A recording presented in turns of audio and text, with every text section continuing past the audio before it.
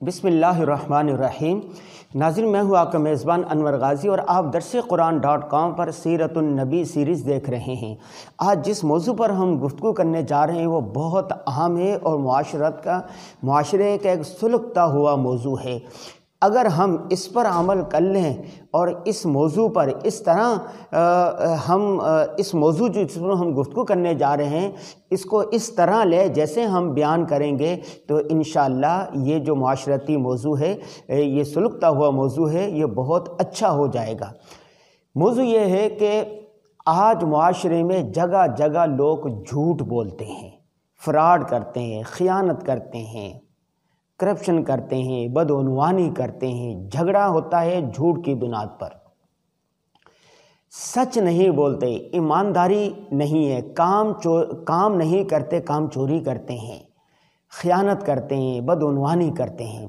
तो आज से हमने इरादा करना है कि हम हर हाल में सच बोलेंगे, हम हर हाल में ईमानदारी अपनाएंगे, हम हर हाल में वादा वफा करेंगे, हम हर हाल में ईमानदारी को अपनाएंगे, झूठ नहीं बोलेंगे, फ्रॉड नहीं करेंगे, बदअनवानी नहीं करेंगे, करप्शन नहीं करेंगे। इसका आज से आपने इरादा कर लेना है। देखें, हदीस पाक में आता है अस्सिद्क़ु युंजी वल किज़्बु युहलक, सच्चाई इंसान को अंजाम कार के एतबार से निजात देती है और झूठ इंसान को हर हाल में हलाक कर देता है, बर्बाद कर देता है। एक झूठ को सच करने के लिए 20 झूठों का सहारा लेना पड़ता है, फिर भी झूठ झूठ रहता है। सच्चाई की खुशबू ऐसी होती है कि वह 20 लोगों से निकलकर, हर जगह निकलकर वह अपनी खुशबू फैला देती है।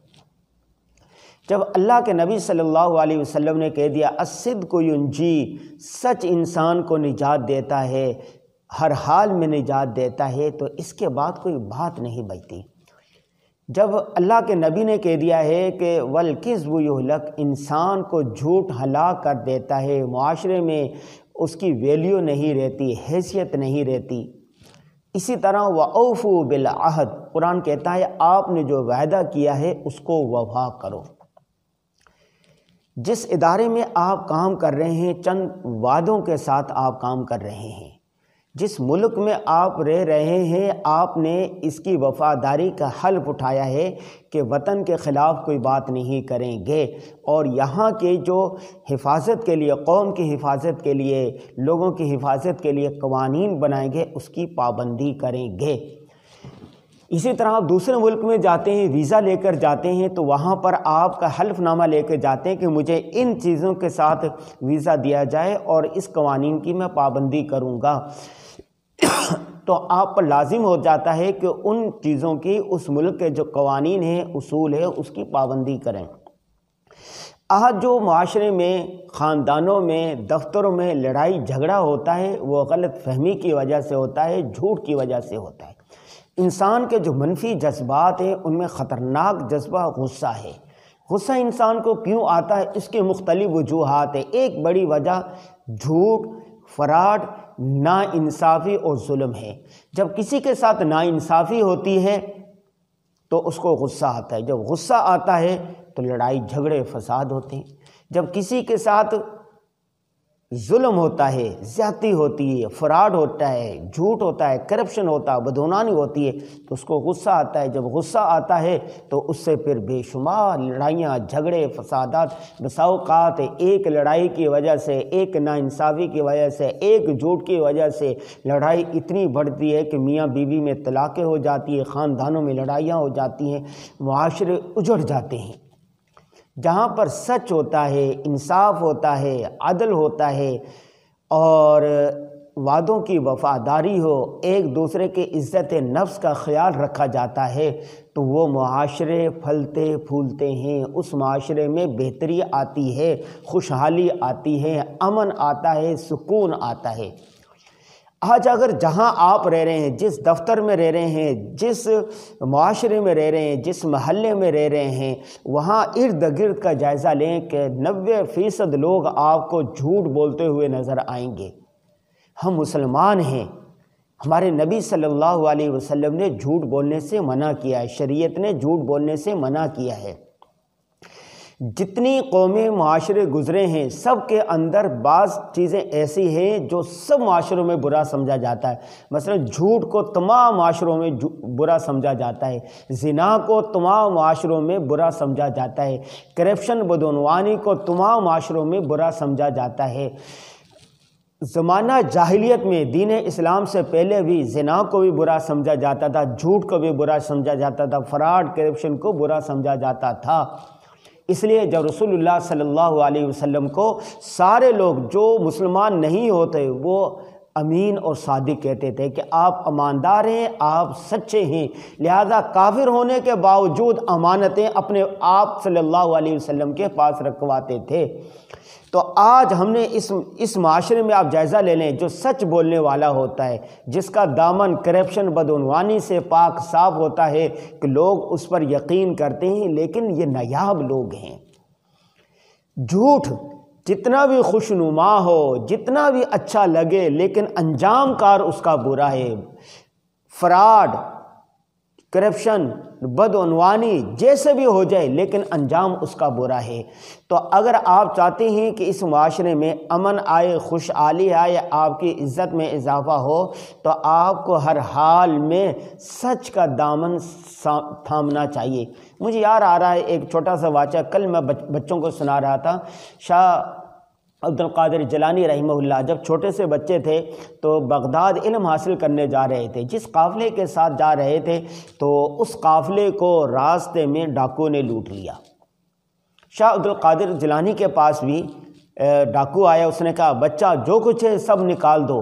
انسان کی فطرت ہے کہ جب اس پر کوئی ڈاکہ مارتا ہے تو وہ جو چیزیں ہوتی ہیں وہ چھپانے کی کوشش کرتا ہے۔ چنانچہ اس بچے نے اس کے برخلاف ڈاکوں کو جو چیزیں سے نکال کے دے دی اور کہا کہ یہاں پر یہ جو کف لگے ہوئے ہیں، میری والدہ نے یہاں پر درہم دنانیر سیے تھے اور کہا تھے کہ جب پیسے ختم ہو جائے تو یہاں سے درہم دنانیر لے کے تم خرچ کرنا۔ اور مجھے ایک نصیحت کی تھی، کہا تھا بیٹا الصدق ینجی والکذب یہلک، جھوٹ کسی صورت نہ بولنا۔ تو آپ نے چونکہ مجھے کہا ہے کہ جو کچھ ہے نکال دو، تو میری ماں نے یہاں پیسے سیے تھے، یہاں سے سلائی ادھیڑیں اور یہاں درہم دناری نے وہ بھی نکال لیں۔ وہ جو ڈاکو تھا وہ اتنا متاثر ہو گیا، بچے کو پکڑا اور ڈاکوؤں کے سردار کے پاس لے گیا۔ اس نے کہا کہ اس بچے کی نے یہ بات کہی ہے۔ ڈاکوؤں کا سردار تھا، اس نے کہا کہ ایک چھوٹا سا بچہ اپنی ماں کا اتنا فرما بردار اور میں اپنے اللہ کا اتنا نافرمان۔ چنانچہ اسی وقت وہ ڈاکو اور پورے جتنے تھے اس کے ساتھی سب توبہ تائب ہو گئے اور سارا جو قافلے والوں تھے سامان مال و دولت لوٹا تھا وہ واپس کر دیا۔ یہ کیا ہے؟ ایک سچ کی برکات ہے، ایک سچ کی برکت ہے۔ اس سچ کی وجہ سے پورے سے سامان جو لوٹا تھا وہ بھی واپس مل گیا اور وہ جو ڈاکو لوگ تھے وہ بھی توبہ تائب ہو جائے۔ اگر ہم سچ کو رواج دیں، ہماری عدالتوں میں کتنا جھوٹ بولا جا رہا ہے، اللہ امان اللہ حفیظ، کس طرح جو جھوٹی گواہیاں دی جاتی ہیں، حالانکہ اللہ کے نبی نے ہمیں قول الزور، جھوٹ بولنے سے، جھوٹی گواہی دینے سے ہمیں سخت منع کیا گیا ہے۔ جھوٹی گواہی دینا بڑے گناہوں میں سے ہے۔ عدالتوں میں کس طرح وکیل جھوٹی گواہیاں دیتی ہیں، گواہ کس طرح گواہیاں دیتے ہیں، اور سیاست میں کیا ہو رہا ہے، ہر بات جھوٹ، فراڈ، الزام لگانا، کسی پر الزام لگانا کتنا بڑا گناہ ہے، لان تان کرنا کتنا بڑا گناہ ہے، فراڈ کرنا کتنا بڑا گناہ ہے۔ آج جو جتنا فراڈی، جتنا جھوٹا، جتنا عیار، جتنا مکار، وہ اتنا بڑا سیاستدان ہے۔ ہماری پوری سیاست جھوٹ پر چل رہی ہے۔ وہی ہمارے جو نوجوان ہیں، ہمارے بچے ہیں، نئی جنریشن ہے، اسی طرح جھوٹ بول رہی ہے، اسی طرح الزام لگا رہے ہیں، اسی طرح فراڈ کر رہے ہیں۔ تو بھائی یہ چلن کو ختم کرنا چاہیے۔ یہ چلن کو ختم کرنے کے لیے ضروری ہے کہ اوپر سے یہ سچ بولا جائے، اوپر سے ایمانداری کو اپنایا جائے۔ علماء کرام کو چاہیے، ائمہ مساجد کو چاہیے، گھروں کے جو سربراہ ہیں ان کو چاہیے ایک سماجی تحریک شروع کرنی چاہیے کہ ہم ہمیشہ سچ بولیں گے، ہمیشہ امانت دار ہوں گے، ہم جھوٹ نہیں بولیں گے، کرپشن کے خلاف، بدعنوانی کے خلاف، جھوٹ کے خلاف، فراڈ کے خلاف ایک تحریک شروع کرنی چاہیے۔ سماجی اصلاحی تحریک کی اس وقت ملک و قوم کی جتنی ضرورت ہے اور کسی چیز کی ضرورت نہیں ہے۔ تو آج سے کم از کم آپ نے یہ کرنا ہے کہ آپ نے ہر حال میں سچ بولنا ہے، آپ نے ہر حال میں ایمانداری کو اپنانا ہے، آپ نے ہر حال میں انصاف کو فروغ دینا ہے، آپ نے جھوٹ نہیں بولنا، آپ نے فراڈ نہیں کرنا، آپ نے بدعنوانی نہیں کرنی، آپ نے خیانت نہیں کرنی، کوئی اور کرے یا نہ کرے لیکن آپ نے کیا کرنا ہے، سچ کی شمع کو روشن کرنا ہے۔ سچ اگر آج آپ ہلکی سے ایک شمع روشن کریں گے، شمع سے دوسری شمع، پھر تیسری شمع، پھر چوتھی شمع، پھر پانچویں شمع، انشاءاللہ ایک وقت آئے گا تو ہر طرف سچ کا بول بالا ہوگا۔ اللہ تعالی ہم سب کو سچ بولنے کی توفیق عطا فرمائے، جھوٹ سے نفرت ہو، جھوٹ بولنے سے اللہ ہمیں بچائے، آمین یا رب العالمین۔